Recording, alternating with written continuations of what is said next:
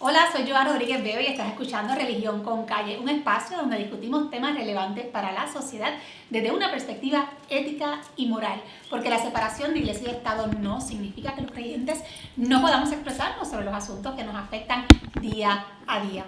Hoy vamos a estar hablando sobre la cristianofobia o el anticristianismo, que no es otra cosa que el sentimiento y la actitud hostil hacia el cristianismo, tanto a las personas que profesan esta fe como a cualquier tipo de manifestación o expresión o lugar sagrado que está vinculado con este credo religioso. Y para hablar sobre este tema me acompaña el sacerdote católico, el padre Willy Peña. Padre, gracias por recibirme en su parroquia. Gracias a ti por darme esta oportunidad. Es un tema creo que fascinante y muy actual, muy actual. Sí, definitivamente lo es muy actual y precisamente por eso quiero comenzar dando algunos datos para que la audiencia conozca y ponga en su perspectiva la relevancia que tiene este tema. Y resulta, padre, que actualmente, ¿verdad?, según algunos estudios, se asesinan promedio 11 cristianos diariamente. Y se calcula que en el 2019 245 millones de cristianos habrán sufrido algún tipo de persecución por profesar su fe. O sea, estamos hablando de unos números y unas cifras que son alarmantes, que son contundentes. Sin embargo, vivimos también unos momentos donde este tipo de información de alguna manera está invisibilizada.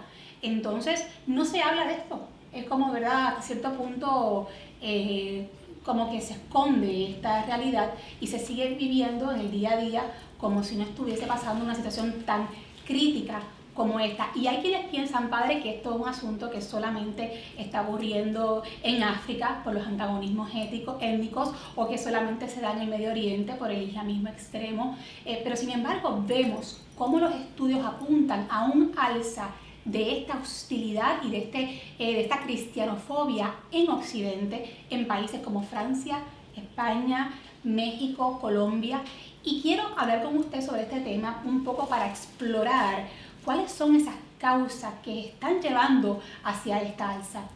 Bueno, antes que nada quiero darte las gracias por permitirme, ¿no?, hablar en nombre de millones de personas que quizás se habla entre nosotros, pero no tenemos acceso a los medios masivos como es este programa tuyo, y hablar de un tema que nadie quiere hablar, porque hoy hay que ser políticamente correcto y este es un tema que no cae en esa categoría. Pero no hay duda de que hay una persecución abierta y formal contra el cristianismo como tal. En el caso mío, tuyo, de muchas personas, cristianos católicos, ¿no? Porque estamos divididos, desgraciadamente, los cristianos en cristianos católicos y cristianos no católicos. Y es una persecución, padre, yo diría, no solamente espontánea, sino que es organizada. No, esto, a eso iba, o sea, esto está muy organizado, muy bien pensado. Detrás de todo esto, ¿verdad?, está el diablo, que ese es otro tema que nadie quiere hablar de él. Sí, ese es un tema que yo voy a tocar en este programa en algún momento futuro. ¿Entiendes? Porque inclusive eso es parte de la infiltración, ¿ves? Menoscabar la doctrina básica de la iglesia. Claro, como todo es bonito, yo digo rosita y Dios es muy bueno. Claro que Dios es muy bueno, pero Dios es muy justo.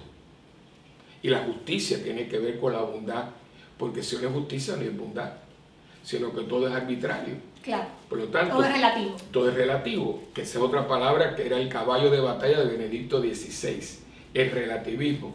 Muchas personas no se acuerdan que su homilía en la misa al Espíritu Santo para entrar en el cónclave, él era el cardenal decano y él fue el celebrante principal y tenía la homilía. Yo me acuerdo porque yo estaba transmitiendo por el Canal 13 toda esa preparación y la homilía fue exquisita, pero todo era sobre el relativismo y muchos vaticanólogos decían, con esto se cerró la posibilidad de ser papa. Gracias a Dios fue elegido y tuvimos la dicha de tenerlo varios años, un hombre con una mente privilegiada. Y él habló del relativismo. Tú relativizas cualquier cosa y deja de tener un valor absoluto. Y todo es posible. Y todo es posible. Pues todo se puede justificar. Pues entonces, con esta mentalidad, desde el siglo pasado, 1917, 20, comienza todo un plan para infiltrar a la iglesia, porque estas personas... Un plan dice para infiltrarse en la iglesia. En la iglesia. Porque, ¿qué pasa? Se dieron cuenta de que la iglesia era monolítica, o sea, era un cuerpo, tenía una doctrina, tenía una militancia, y desde afuera lo que creíamos era mártir, ellos creaban mártir, y entonces la cosa era peor.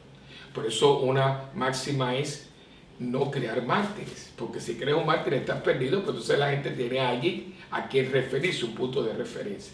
Entonces, en vez de ir de afuera para adentro, vamos a ir de adentro hacia afuera. Y entonces comienza a infiltrarse conventos, seminarios, todo este tipo de cosas. ¿Quién se infiltra? Bueno, aquí hay varias teorías. Se habla de la masonería. La masonería establecida, porque mucha gente entra a la masonería como un grupo de personas que hacen el bien y demás. Pero hay una masonería muy sofisticada, con grados altos, que tradicionalmente por siglos ha estado en un combate contra la iglesia. Eso está documentado. Eso es histórico. Y después, el comunismo, marxismo, leninismo, que de hecho nunca se ha querido hablar, pero la cantidad de millones de personas que se mataron, se asesinaron durante el estalinismo, fue más que inclusive lo que hizo Hitler, ¿no? Fueron países arrasados. Pero como Stalin era miembro de los aliados, tú no puedes hablar mal de alguien que está en el conflicto contigo. Claro. Y se callaron muchas cosas, pero por ejemplo un país como Lituania prácticamente se arrasó. Y eso sí, la persecución fue horrible. Y muchas personas creen que porque se disolvió la Unión Soviética, el comunismo dejó de existir. Claro, lo que pasa es que se ha transformado. Claro, Entonces, ya no le pusieron la palabra socialismo. Bueno, y aparte que ha transformado su lucha, porque antes, ¿verdad?, había un discurso de lucha de clases, claro, y ahora hay otro tipo de discurso. Ahora entonces vamos a transformar, antes era vamos a transformar las relaciones de producción para transformar la cultura. Entonces ahora la línea es vamos a transformar la cultura para entonces cambiar a la sociedad, ¿no? Y las relaciones entre hombre-mujer, por ejemplo, entonces, como es la ideología de género, entre otras formas entonces, ¿qué pasa? Que principios, lucha, vamos a poner la palabra lucha, o defender derechos básicos, los famosos derechos civiles, civil rights que le llama, todo eso es muy noble. Pero tú dices, pero aquí, ¿qué pasó? Porque yo a veces me río para no llorar, o sea, digo, yo no entiendo por qué una persona que defiende sus derechos se los niega a otro. Claro. Porque, o sea, tú tienes una opinión fantástica, pero ¿por qué yo no puedo tener la mía? Porque cuando yo digo la mía, tú me atacas, tú me pones epítetos y todo. Entonces, sí, lo que pasa es que yo entiendo, padre, que estamos viviendo en un tiempo de muchas contradicciones. Entonces, como nunca, diría yo, estamos viviendo una sociedad donde se promueve el valor de la tolerancia, se promueve el valor de la inclusión, la famosa inclusividad, y que se menciona, yo diría, pero a diario, constantemente. Esas son palabras que yo creo que resuenan en nuestros oídos todo el tiempo. Sin embargo, parecería ser que es una inclusión y que es una tolerancia limitada, es decir, es la tolerancia hasta que a mí me afecte o hasta que a mí me moleste, o yo te tolero mientras tú piensas como yo.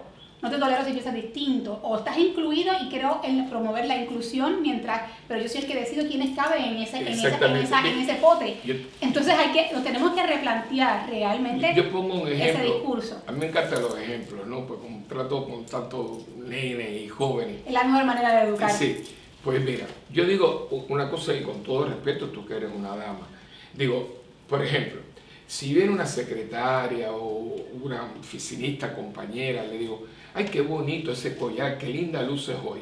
Pues tú te levantas, vas a recursos humanos y tú dices que tú me denuncias por acoso sexual. Y me botan. Yo no puedo ni ver. Ahora, un cantante te puede decir perra, gata, bájate la ropa interior, y la gente le aplaude, le compra el boleto para el concierto y le compra el CD. Bueno, todavía más, no tienes derecho a ofenderte. Porque eso es libertad de expresión. Pero digo, pero esta persona que me denuncia por un piropo, por una cosa bonita que viene está, me denuncia, pues yo estoy acosándola. Pero entonces viene un individuo que la ha puesto por el piso, barrió con ella, y tú la aplaudes, le compras el CD y compras un boleto para entrar a su concierto. es que yo digo, o yo estoy mal, o la gente se ha vuelto bipolar, porque es que esto no va una cosa con la otra, o sea... Sí, sucede, diría yo, que ahora mismo, más allá de que entiendo yo que se promueve un secularismo, pero que busca unas ideologías seculares que buscan un laicismo extremo, como decía el mismo Benedicto XVI, él decía, es que el laicismo extremo no es bueno porque lo que buscan no es una relación saludable entre la Iglesia y el Estado y una convivencia, ¿verdad?, armónica entre estas dos esferas, sino que precisamente lo que busca es eliminar, hacer desaparecer la religión de la sociedad. Entonces, ¿qué pasa? Que esto no solamente, digámoslo así, lo promueve la sociedad civil, parte de la sociedad civil, sino que ya está infiltrado en el gobierno, es decir, las mismas estructuras de gobierno están promoviendo este tipo de laicismo extremo donde se quiere apartar de forma absoluta, silenciar de forma radical cualquier expresión o manifestación religiosa. Entonces, padre, sucede lo siguiente, que cuando un sector de la sociedad, entre los que estamos los religiosos, precisamente somos parte de esta sociedad, nos expresamos, digamos así, en contra de las posturas que son del establishment, vamos a decir, nos oponemos ¿verdad?, a las relaciones, o nos oponemos al matrimonio entre personas del mismo sexo, nos oponemos al aborto, porque creemos en la familia natural, claro, porque creemos en el derecho a la vida o en la defensa de la vida de la mujer y del hijo. Si nosotros decimos esto públicamente, se nos acusa de intolerancia. O bueno, y si nos oponemos, por ejemplo, a la ideología de género, que es lo que está ahora en boga. Nosotros somos entonces los intolerantes, ¿verdad? Creemos en el discrimen, estos son los epítetos, ¿no? Se nos acusa de radicales o de retrógrados. Y entonces es una forma también como de automáticamente de ir a la burla, de ir al ataque y no respetar el espacio que también tenemos nosotros de expresarnos, porque la tolerancia no es que tengamos que estar de acuerdo, es saber respetar, claro, que tenemos puntos distintos y que cada cual los puede promover. Pero eso es precisamente lo que las personas han reclamado. Denos un espacio para nosotros poder vivir con ustedes pensando de otra manera. Pero lo que tú quieres para ti me lo niegas a mí. Porque aquí venimos entonces, que yo digo que yo estoy viviendo en una sociedad de lo absurdo. Ejemplo, yo puedo, viene la Navidad. La Navidad tiene que ver, voy a hablar no religioso, la Navidad tiene que ver con alguien que nació. Punto. Vamos ahora no, yo no voy a decir ahora que mi Salvador, mi Señor, es alguien que nació. Y vamos a poner otro ejemplo. Es tu cumpleaños, yo voy a tu casa a comer, a bailar, a festejar, pero no me hablen de, yo no voy a cantar Happy Birthday, porque a mí no me interesa la persona que, pero ven acá si tú has venido a esta fiesta porque es el cumpleaños de una persona. Y sería absurdo que yo me meto en el cumpleaños y como y fiesta y todo, y cuando empiezan a decir feliz cumpleaños, ¿y de quién es el cumpleaños? Digo esto porque en la Navidad podemos hablar de Santa Claus, del hombre de nieve, de la cuestión de los duendes, de lo que sea, pero no menciona a Jesucristo. Pero ven acá, sin Jesucristo no hay Navidad porque es su cumpleaños. Estamos festejando no un evento, sino a una persona. Igual que la Semana Santa, igual que las fiestas patronales, porque ahí tú ves, que es lo que iba, la delicadeza con que eso está hecho. Ahora, ya no son fiestas patronales, son fiestas de pueblo. Mira, sí, para eliminar la palabra del patrono, los patronos. Y esto es algo de folclore, de cultura. Bueno, es que el lenguaje también juega un elemento vital en esta lucha, porque entonces yo cambio el lenguaje para cambiar el significado de las cosas. Exactamente, porque la palabra lleva un concepto que yo quiero decir con esta palabra. O sea, porque era el día en que se celebraba la memoria del patrón, se paseaba por el pueblo y después se festejaba en una fiesta de pueblo. No, ahora es fiesta de pueblo. Bueno, ese es un ejemplo de cómo se busca transformar la cultura a través del lenguaje para entonces cambiar la sociedad. Ahora, por ejemplo, tenemos, o sea, por años y años fue la fiesta de San Sebastián, ahora es Sanse. Yo digo, ¿y qué se llama Sanse? Yo conozco a Sebastianes, pero no un Sanse. Pero ve, y nadie, ay sí, Sanse, y la gente lo empieza a repetir. Yo diría, padre, que es importantísimo el rol que juega la prensa en todo esto, porque claro, de alguna manera se destaca en los titulares cuando pasa algún evento, ¿verdad?, con alguna comunidad específica, algún sector particular, y, ¿verdad?, y muchas veces se explotan las noticias, y no es que no sean eventos importantes, ¿verdad?, cuando, por ejemplo, si hay una agresión contra una persona, digamos, de la comunidad LGBT+. Eso hay que repudiarlo, eso hay que condenarlo, eso hay que señalarlo, ¿verdad? Y porque todo el mundo tiene una dignidad que debe ser defendible. Pero llama la atención, siendo objetivos, es como si pasaran los mismos eventos y que pasan a diario en el mundo entero, con cristianos que son secuestrados, que son martirizados, que son asesinados, que son oprimidos de las más diversas índoles. No se habla de esto. Es un tema totalmente censurado por la prensa y ahí tenemos que y no tenemos que ir solamente a eso en las escuelas públicas. Aquí tanto como en Estados Unidos y en Europa, un joven, una joven que está en su escuela superior y quiere hacer un grupo de oración o tener un grupo es un bullying, es bullying, se le burla, los mismos maestros los hostigan. Entonces yo quiero hacer un grupo para ver cómo nos desnudamos en el recreo y a nosotros se nos respeta, o sea, pero ven acá. Yo diría, aparte de ser persecución, es un abuso del poder, porque los que tienen el poder no están respetando a todos por igual. Hay quien podría decir, bueno, padre, sí, lo que pasa es que la iglesia por mucho tiempo tuvo el poder y ellos abusaron del resto de la sociedad, por eso es que nosotros ahora tenemos que, ¿verdad?, de cierta forma, pues rebelarnos o sublevarnos. Bueno, pues, y me parecería que es un argumento, padre, entonces, que contradice el propio sentido de los valores que se están promoviendo. Exactamente, porque entonces dos males no hacen un bien. Exactamente. Entonces tú caíste en el revanchismo, en la venganza, entonces aquí no tenemos nada que hablar, porque lo que supuestamente tú estás hablando es muy noble. Espacio para todos, respeto para todos, tolerancia para todos. O estás disfrazando otras cosas.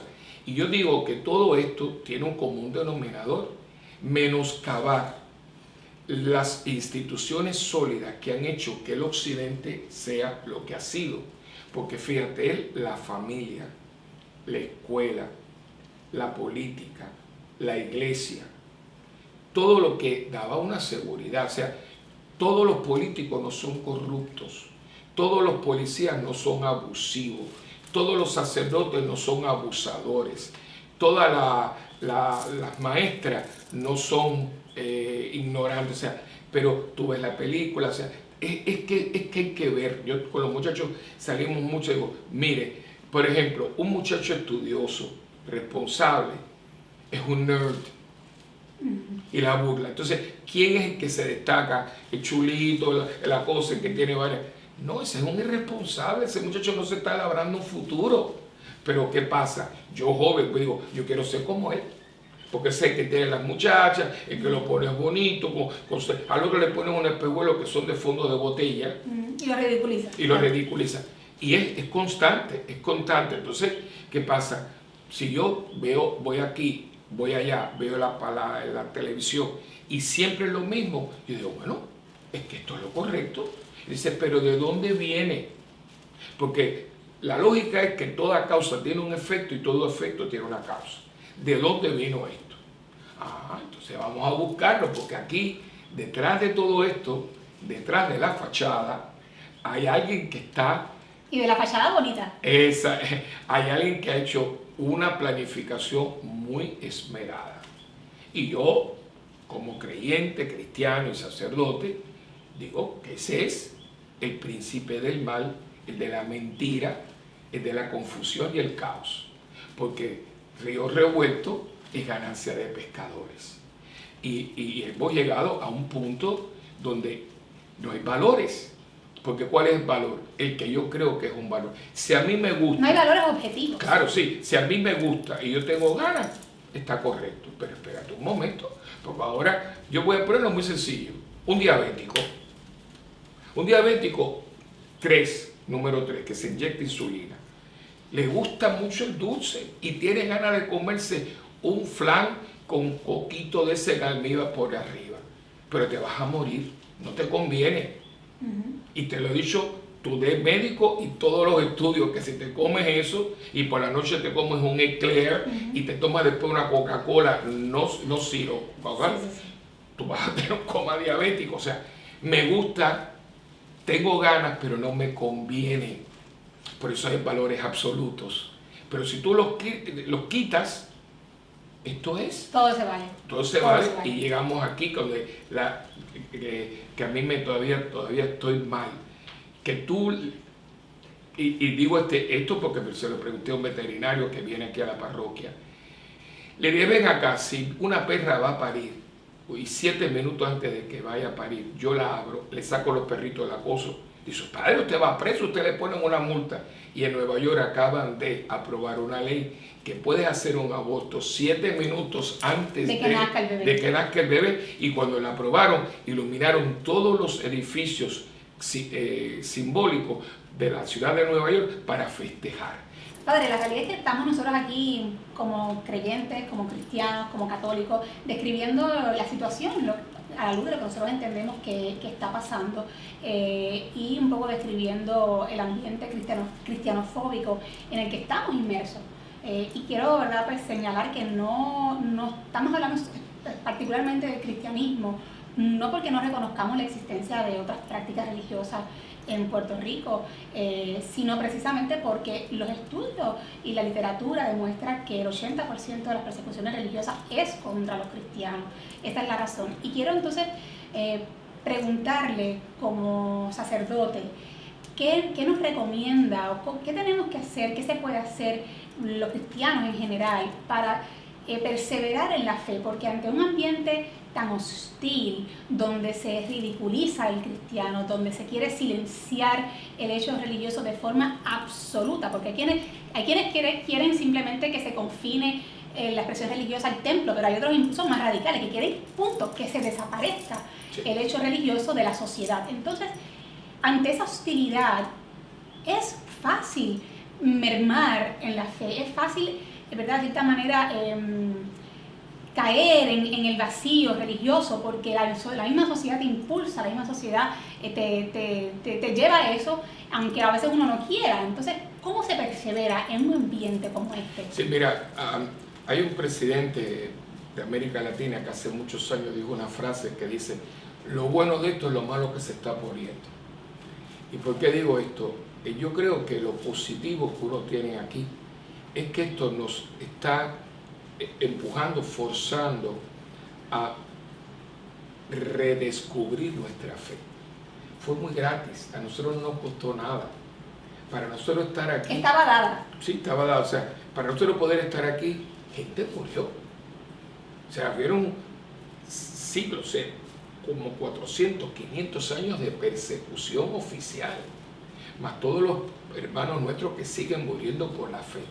Nosotros llegamos a iglesias que tienen aire acondicionado, que tienen 5 o 6 misas, que tú escoges. Entonces, ¿qué pasa? Yo nazco, un tremendo bautismo, hay fiesta, primera comunión. O sea, ¿qué me cuesta a mí esta fe? Y yo creo que llegó el momento en que nos están diciendo, paga por tu fe.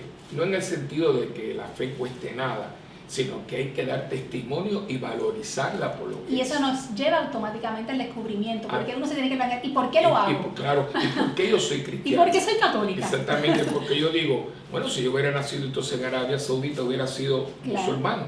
Y si me voy a ganar una burla, una crítica por lo que estoy diciendo, ¿por qué lo hago? ¿Por qué estoy dispuesta? Exactamente, porque hay una cosa aquí, ¿verdad?, que yo admiro. El musulmán se le respeta, pero no te metas con ellos, porque la burla que nos hacen a nosotros no se la hacen a ellos. No se meten en sus templos, en sus mezquitas, ¿verdad? No. Ahí no van a bailar desnudo. Claro. Y hay que no se les ocurra ni un chiste sobre Mahoma, porque te va a costar la vida, ¿no? Y los judíos van a defender lo suyo. Eso es una realidad, hay que decirlo. No, es que míralo, o sea, ¿por qué no lo hacen? O sea, ¿por qué yo no me desnudo frente a una mezquita y me desnudo frente a una catedral? Claro, hay que decirlo. Es que eso está ahí y lo ha visto todo el mundo. Y yo creo que esto los está llevando no a ser beligerantes ni nosotros bélicos, no. Pero yo creo que sí tenemos que darnos a respetar. Y yo creo que tiene que empezar por un planteamiento de mi fe cristiana católica, porque yo no soy solamente cristiano, yo soy cristiano católico, conocer mi fe. Porque lo que no se conoce no se ama. Y no se defiende. Y claro, entonces, sí, yo soy católico, pero ¿por qué? ¿Por qué tú no eres musulmán? ¿Por qué tú no eres judío? ¿Por qué tú no eres budista? ¿Por qué tú no eres bautista o luterano? Porque yo soy católico. Yo tengo que redescubrir mi fe. y ahí está toda la doctrina de la iglesia. Coge tu Biblia aquí y coge tu catecismo aquí y fórmate y empápate de tu fe. Eso primero. Segundo, que es muy importante, que nosotros tenemos que aprender a ser comunidad. Y los sacerdotes, con todo respeto a mis hermanos, tenemos que dejar un poco de que la gente venga a misa y creamos comunidades que celebran la Eucaristía. O sea, esto es lo que yo fui a misa. Sí, pero ven acá. Tú celebraste la Eucaristía, tú estuviste en comunidad. Ahora mismo que estamos haciendo este programa, nosotros aquí llevamos una semana de luto, porque nuestra hermana, Miosoti, fue impactada por una persona totalmente ebria y nos quitó una persona de 37 años con 3 nenes, chiquititos. Entonces, como ella era parte de aquí, le dirigía el campamento, nuestra hermana murió. Está todo el mundo en un proceso de luto, tratando de empapar esto con la fe, de entregarla a Dios, de celebrar su vida. Y esto nos está ayudando a vivir la fe en la vida eterna. Lo que yo digo, porque yo no puedo decir que yo creo en la eternidad y ahora entro en una depresión porque se me murió alguien. Claro. Entonces, yo digo que todo lo que está sucediendo puede ser positivo para dejar un cristianismo light. Parece que la gente come margarina light, Coca-Cola light. Cultural, exactamente. No, un momentito. Esto te va a costar. Te va a costar sudores y a algunos nos va a costar sangre. ¿Por qué? Porque hay alguien que no quiere esto. Hemos llegado a un momento de la historia y hay muchas, inclusive personas que han tenido revelaciones y demás. No quiero entrar ahí porque son muy subjetivos, pero están diciendo que estamos en un momento muy escatológico, ¿no? Y aquí hay unos signos. O sea, hay gente que dice, pero ¿qué pasó aquí? Porque nosotros éramos un pueblo que donde quiera que tú fueras era bendición, bendición titi, bendición abuela.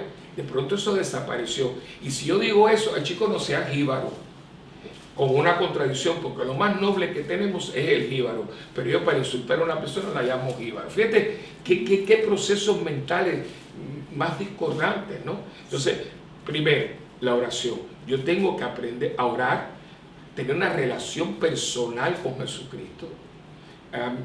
Cuando los obispos de América Latina se reunieron en Aparecida, la última reunión del episcopado latinoamericano, que hablaron de la escuela católica, no me acuerdo el número, creo que es el 350 y pico, el número, bueno, ahí está, sobre la escuela católica.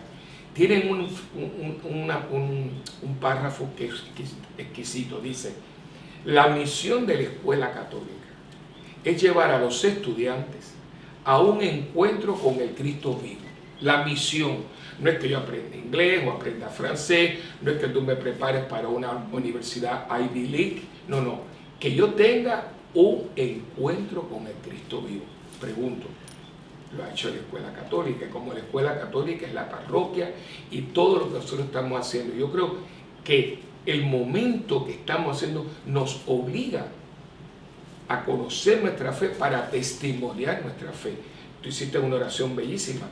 Yo no tengo por qué atacar a nadie, pero yo sí tengo que dar razón de mi fe. Porque otra persona dice, ¿y por qué esto y esto y esto? Porque yo creo en esto y en esto, y a mí hay que respetarme lo que yo creo. Porque aquí esto es lo básico. A mí no se me está respetando lo que yo creo. Yo tengo que respetar todo lo que la gente cree. Pero a mí no se me respeta. A mí no se me respeta. Sí, yo creo, padre, que en síntesis, si lo fuéramos a decir así, para poder vivir en una sociedad verdaderamente de paz, para poder verdaderamente promover la paz social, tiene que haber tolerancia, pero tolerancia de verdad. Tolerancia, y a esto me refiero y quiero que quede claro, no es que ni usted ni yo, ni el otro, tengamos que aceptar lo que el otro cree, ni el otro aceptar lo que nosotros creemos.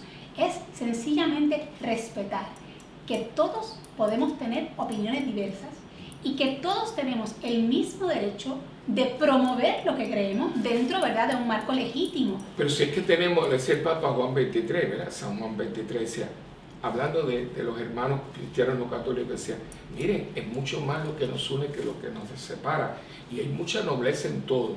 Ahora, llega un momento en que yo difiero, pero con un respeto. Por eso, y no solamente diferir, es que todo el mundo tiene derecho a promover lo que crea, claro, dentro de un marco legítimo de respeto. Eso no quiere decir que yo no pueda, digámoslo así, combatir su idea o su planteamiento, claro, pero de una forma respetuosa. Exactamente, puede haber lo que se llama un debate, tú sabes. Mira, eso mismo, Yo creo, ¿verdad? Y alguna gente suele poner, la Navidad la celebramos los cristianos, como el Passover o el Hanukkah o la fiesta de los musulmanes que ellos tienen durante el verano. Es un mes completo y se respeta. ¿Por qué? ¿Y quién celebra el Ramadán? El Ramadán, los musulmanes. ¿Quién celebra la Pascua judía? Los judíos. ¿Quién celebra la Navidad? Los cristianos. ¿Por qué entonces yo estoy celebrando algo y dice, sí, pero tú no puedes poner un nacimiento porque está en un sitio público? Pero entonces no hay Navidad. Claro. Porque la Navidad tiene que ver con un acto de fe, que es lo que le digo a la gente, señores, la Navidad no es un tiempo de poner decoraciones bonitas, es el tiempo de recordar un hecho histórico que está documentado, inclusive por escritores que no son cristianos, que son paganos, que hablan de Jesús de Nazaret nacido en Belén de Judea. O sea, igual que el Viernes Santo. Ese día me voy para la playa. Un momentito, no es día de playa.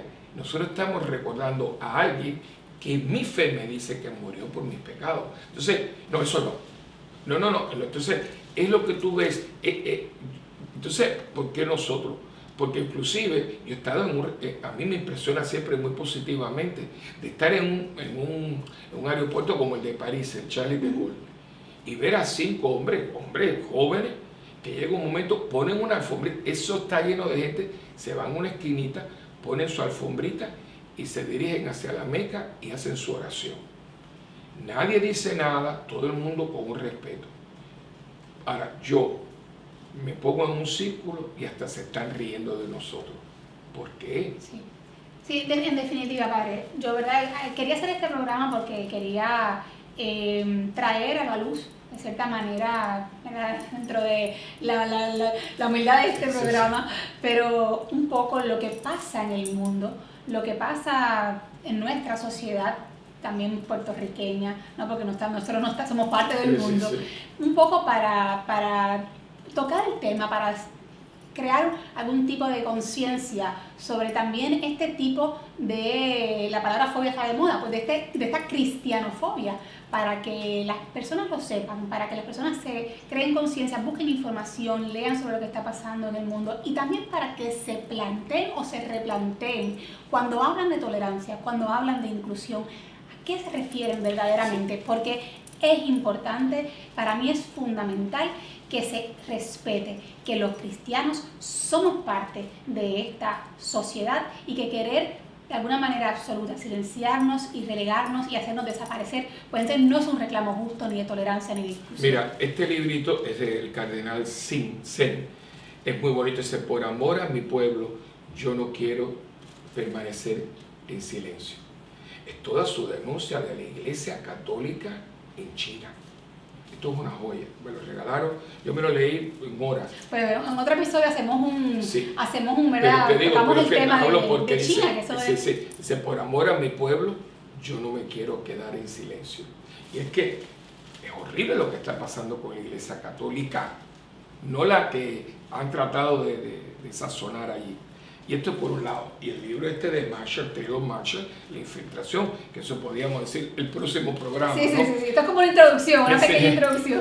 Podríamos hacer un programa específicamente sobre la infiltración en particular. En particular porque este libro, te digo, lo quiero enseñar, ¿verdad? Para que lo vean. Es una joya. A mí me lo regalaron de Taylor Marshall y que te explica todo como ha sido documentado con personas fechas y demás. Y hay que estar informado porque, ¿sabes? Esos son cuentos, son películas.